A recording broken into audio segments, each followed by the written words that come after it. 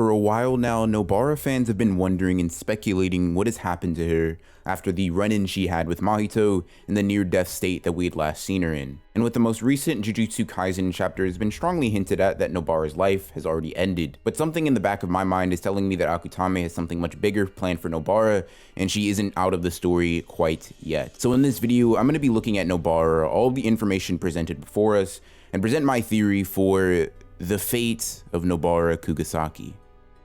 By the way, if you guys do end up enjoying this video and want to see more JJK manga theories or just Jujutsu Kaisen content in general, consider subscribing and hitting the bell so you are notified to when I upload. In any case, back to the video. As we all know, assuming you are watching this video, Nobara Kugisaki, while in a confrontation with Mahito, was attacked and hit with idol transfiguration. Directly after getting touched by Mahito, both she and the audience get thrown into a flashback of Nobara's past and her motivation for becoming a sorcerer, as well as her reason for continuing to push forward as the character that she is today. Keep this little tidbit in your mind, as this will be useful for something that I hypothesize a little bit later throughout this video. In any case, after the flashback is over, Nobara has time to look at Yuji and give him a few words of encouragement, albeit somewhat empty, to Yuji directly after this. Now, at one point in time, I did subscribe to the idea that Nobara may have attacked her own face with maybe her hammer or cursed energy in order to minimize the damage that idol transfiguration did to her body. But there are a few things that are kind of bothering me that make me think that this isn't the case. For one, we don't really have any hint or indication that this is even possible, considering that in the case of Mahito's technique, or at least the way that he explains it, the body directly responds to the shape of the soul, meaning a violent and rapid change in the soul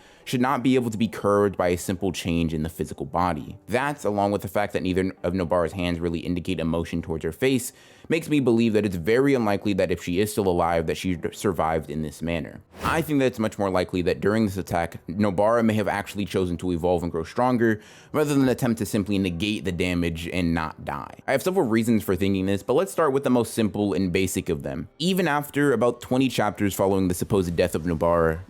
a main character in the series, we have not had direct confirmation from any character or any narration statement that she is legitimately deceased. The closest thing to confirmation comes from Megami's silence when Yuji asked what happened to Nobara, and this is something that I don't think is enough to substantiate her death, at least in my personal opinion. I think from a narrative standpoint, if Gege Akutame wanted us to know that Nobara was definitely dead, he would have emphasized this point and made it much clearer through a statement or some sort of narration that he was done with this character and that Nobara was dead, similarly to how he did with Nanami in the past. On top of this, we do know that very shortly after Nobara received her injuries, all of the accumulated damage was supposedly halted by a sorcerer's curse technique. Based on his explanation and the technique, he seems to be able to halt the effect of previous accrued damage while not directly healing the person themselves. And it is this right here that opens the door to what I've been theorizing and mulling over for the past few weeks now. And this technique will play a part into holding this theory together.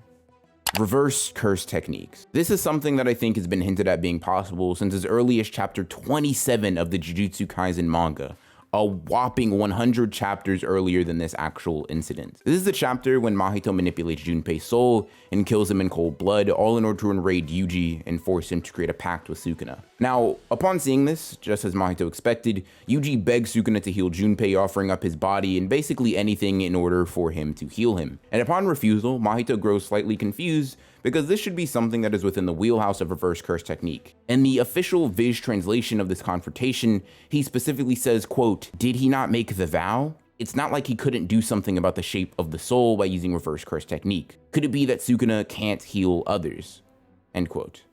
Now, as we the audience, we know that Sukuna does not need to make this vow due to him already having a binding vow with Yuji in the first place, but Mahito directly confirms via his own statement that reverse curse techniques are potent enough to reverse the effects of idol transfiguration, which opens the possibility for Nobara to do the exact same thing via her own reverse curse technique. If we use chapter 74 of Jujutsu Kaisen as a reference, we know that when on the line between life and death, an adept sorcerer can pour their heart and soul into the core of cursed energy and understand it in order to culminate into a reverse curse technique, which once again opens the doors for Nobara Kugisaki to survive. Now, immediately, you may be thinking that Gojo is simply a prodigy who was able to tap into the core of cursed energy on the spot, and basically nobody else alive should be able to simply replicate that feat. And with that specific statement, I completely and wholeheartedly agree. Nobara is not a character that I think has the natural talent, genius, nor inclination towards cursed energy that Gojo, even back then as a student, had, so I don't think it's possible for Nobara to, at a mere moment's notice, replicate what Gojo did. The workaround for that, however, is that Nobara had been working on feeling the core of cursed energy since the beginning of her fight with Mahito, and arguably even back when she performed her first Black Flash in the fight versus Esho in Kechizu. This means, though she simply is not as talented as Gojo, due to her experiencing Black Flash in her previous fights, and due to her persistence in growing and developing her cursed energy, she may have been able to overcome the wall of talent that normal sorcerers and shamans cannot surpass through her sheer determination and base level of skills. I also think that it's no coincidence that in both instances of two really important and primary characters in the series being put to near death and pushed past their limits, in both instances of possible reverse curse techniques, that the quote, core of cursed energy verbiage is being used. While it is possible, I think that these examples are far too similar to legitimately be put up to pure coincidence. In fact, in both of these instances, it seems that these characters are simply thrown off the deep end by our main character and told to swim. And in terms of characterization up to this point, Nobara does not and has never given off the vibe of someone who would simply be okay with just dying like that, and in my opinion would give every ounce of effort that she has into surviving this and get back to see the important people who have pulled up a chair in her heart. To take this one step further, we do know that Nobara's heart had been stopped and her pulse was stopped as well, meaning that at one point she most likely did actually die from the shock of Mahito's attack and the effects thereafter. But interestingly enough, Gekiro Akutame can have covered his base here, because Yuta has confirmed as of chapter 143 that reverse curse techniques can quite literally bring someone back from the dead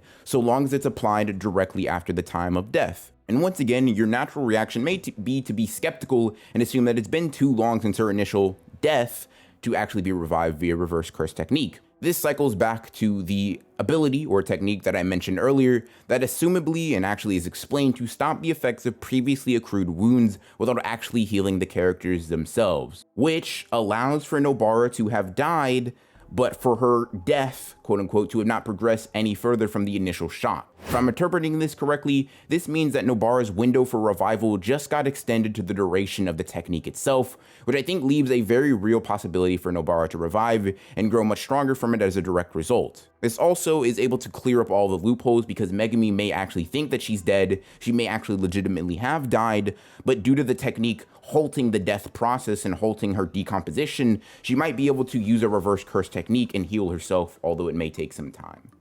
In my mind, I think there are even many narrative reasons as to why Nobara herself should receive the ability to use reverse curse techniques, at least on herself.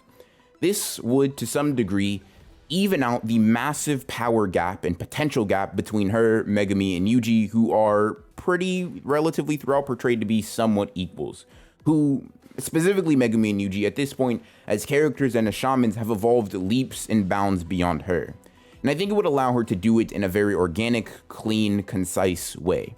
You have to remember that the usage of reverse curse techniques does not just signify the ability to heal yourself, but very similarly to Black Flash, it seems that after unlocking this ability, the character in question grows demonstrably stronger than they once were. A prime example of this and a feat backing up this claim comes from Gojo versus Toji. Before the understanding of the core of cursed energy that Gojo later acquires, Toji was much too fast of a combatant for Gojo to keep up with, even with just his eyes, especially when he was trying to perceive him at long range. However, directly after he grasped a greater understanding of cursed energy as a whole, the previous speed demon Toji seemed to be moving in slow motion relative to Gojo, as he was able to easily and gracefully dodge Toji. So I can imagine a similar power boost being a really good thing in terms of a character moment and in terms of power for Nobara. In my mind, if all of these threads and small details that I've been putting together and culminating throughout this video are able to come together in a way that I'm thinking, the small details of reverse curse techniques working on souls, the fact that reverse curse techniques can also be spontaneously acquired, as well as them also being able to reverse the effects of death, I think that this small interaction may have increased my already massive amount of respect for Gekiro Akutame as a writer and as someone who's able to foreshadow later abilities. Now, I'd like to clarify that even with all the evidence and all of the theorizing that I've been doing throughout this video, it is very possible that Akutami could take this in a different direction. And while I do hope that Nobara comes back, and I do genuinely hope that she comes back in the way that I've described, seeing as how through my analysis this is the most logical and consistent way she could come back, I'm not trying to propose that this is the only way it can happen in a well written fashion, or that if it doesn't happen this way, Gege Akutami is, a bad writer in any way, shape, or form. I'd like to make that very clear. This is a theory based off the information and knowledge and analysis ability that I currently have, and I do want to make that extremely clear. If you guys do disagree or think that I may have been missing something with a theory, or maybe something I can even add to make this theory even stronger, let me know down in the comment section below. Especially with these theory videos, I always try to get feedback from the community and try to read comments and see what you guys can add to the discussion and overall the discourse over Jujutsu Kaisen. If you guys did end up enjoying this video and want to see more Jujutsu Kaisen videos like this, make sure to subscribe and hit the bell so you guys can be notified to when I upload. Links to similar videos, Jujutsu Kaisen manga theories or otherwise, will be linked in the description below and in the end screens for you guys to enjoy at your own leisure. Any case, hope you guys enjoyed this video, and as always, this is Broken Ronin, signing off.